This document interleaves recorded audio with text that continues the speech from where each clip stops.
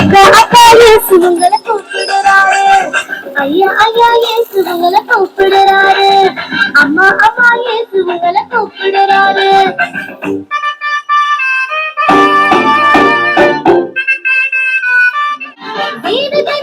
தினமும் வாசிப்பதாலே தினமும் வாசிப்பதாலே நாவி ஆத்ம சரீரமெல்லாம் பரிசு தந்தாரே. நாவி ஆத்ம சரீரமெல்லாம் பரிசு தந்தாரே. அனுதினமும் 3 வேளை ஜெபிப்பதினாலே அனுதினமும் 3 வேளை ஜெபிப்பதினாலே பரிசுத்த ஜீவியத்தில் வாழ்ந்திடலாமே. நாம் பரிசுத்த ஜீவியத்தில் வாழ்ந்திடலாமே. இயேசு உங்களை கூப்பிடுறாரு. அக்கா அக்கா இயேசு உங்களை கூப்பிடுறாரு. விருந்து மகள் ஆயத்தமா வச்சிருக்காரு. விருந்து மகள் ஆயத்தமா வச்சிருக்காரு. அந்த விருந்துக்கு தான் உங்களையும் அழைச்சிருக்காரு. அந்த விருந்துக்கு தான் உங்களையும் அழைச்சிருக்காரு.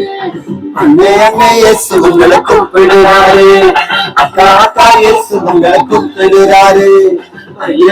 இயேசு உங்களை கூப்பிடுறாரு.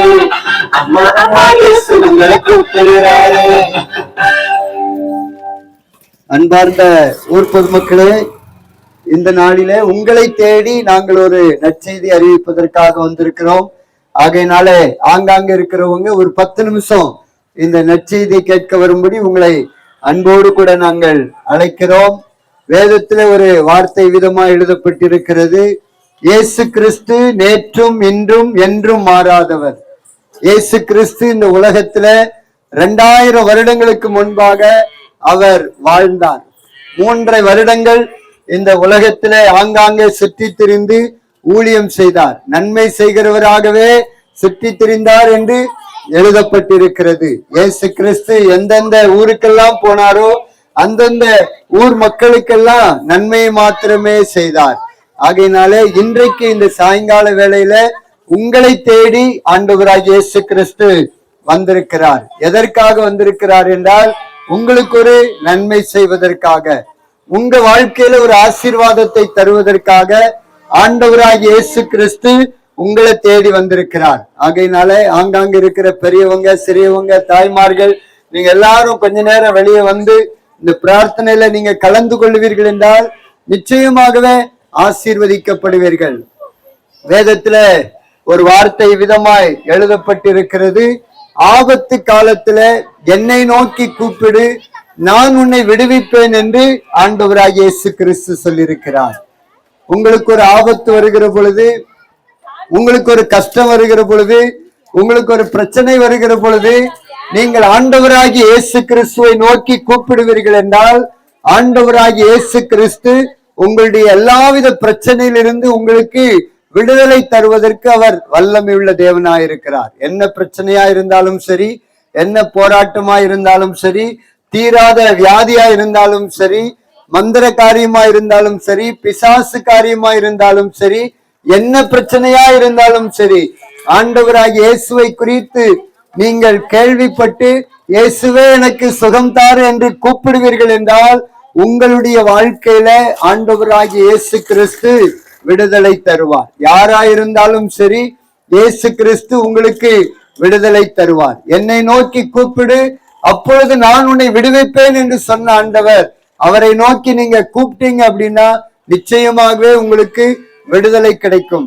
உங்க வியாதியில் இருந்து விடுதலை, பாவத்தில் இருந்து விடுதலை, சாபத்தில் இருந்து விடுதலை, சகலவிதமான காரியத்தில் இருந்து உங்களுக்கு ஒரு விடுதலை தருவதற்கு இயேசு வல்லமையுள்ள தேவனாய் இருக்கிறார். அவராலே முடியாத காரியம் எதுவும் இல்லை. ஆகையினால உங்க கஷ்டத்துல இயேசுவை நோக்கி கூப்பிடுங்க. உங்க பிரச்சனையில இயேசுவை நோக்கி கூப்பிடுங்க.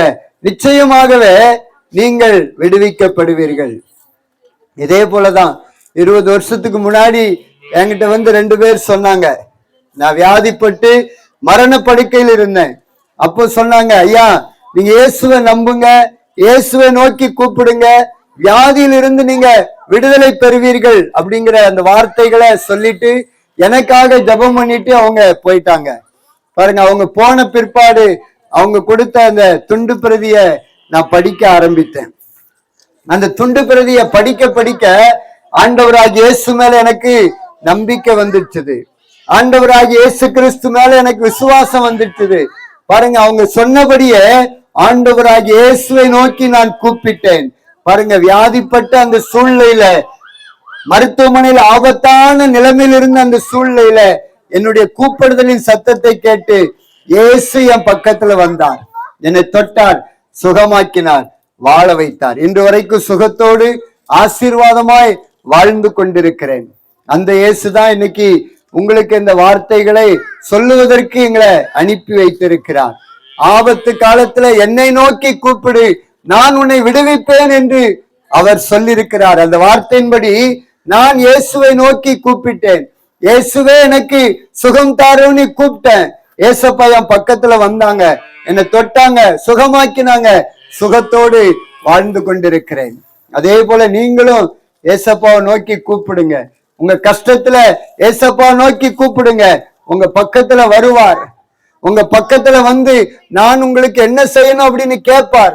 உங்க கஷ்டத்தை ஒரு மனுஷங்கிட்ட சொல்றது போல நீங்க சொல்லலாம், யாரு வேண்டுமானாலும் சொல்லலாம்.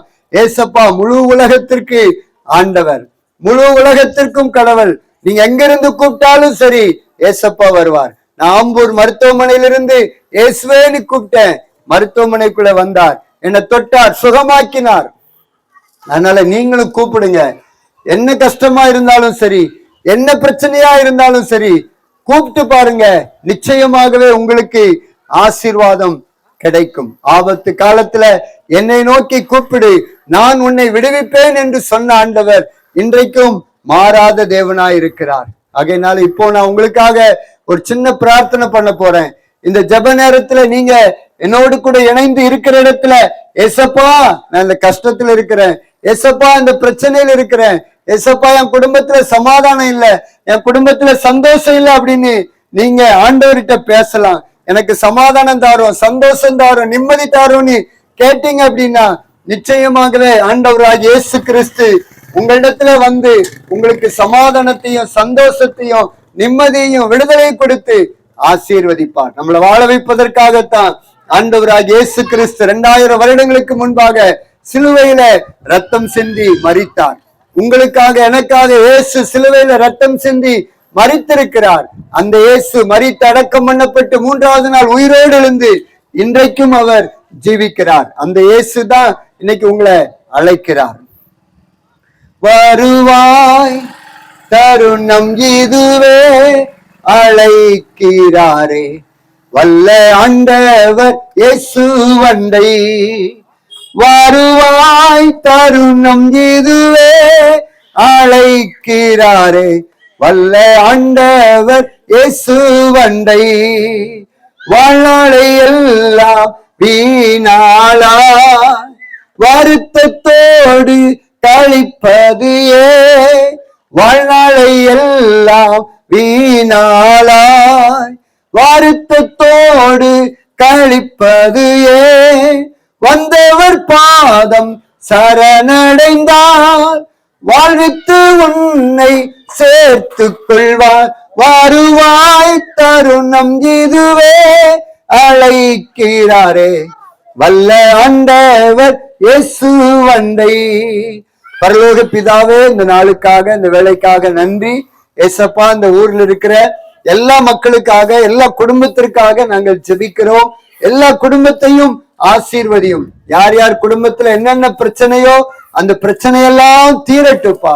ஆபத்து காலத்துல என்னை நோக்கி கூப்பிடு, நான் உன்னை விடுவிப்பேன்னு சொன்னீங்களா, அந்த வார்த்தையின்படி யாரெல்லாம் என்னோடு கூட இணைந்து எசப்பான்னு கூப்பிடுறாங்களோ அத்தனை பிள்ளைகளுடைய வாழ்க்கையில ஒரு விடுதலை உண்டாகட்டும். பாவத்திலிருந்து விடுதலை, சாபத்திலிருந்து விடுதலை, வியாதியிலிருந்து விடுதலை கொடுத்து ஆசீர்வதிங்க. பார்த்து தெருவில் இருக்கிற ஊர்ல இருக்கிற எல்லா மக்களையும் எசப்பா நீங்க ஆசீர்வதிங்க, ஆசீர்வதிங்க. உங்க கரத்துல ஒப்பு கொடுக்கிறோம்.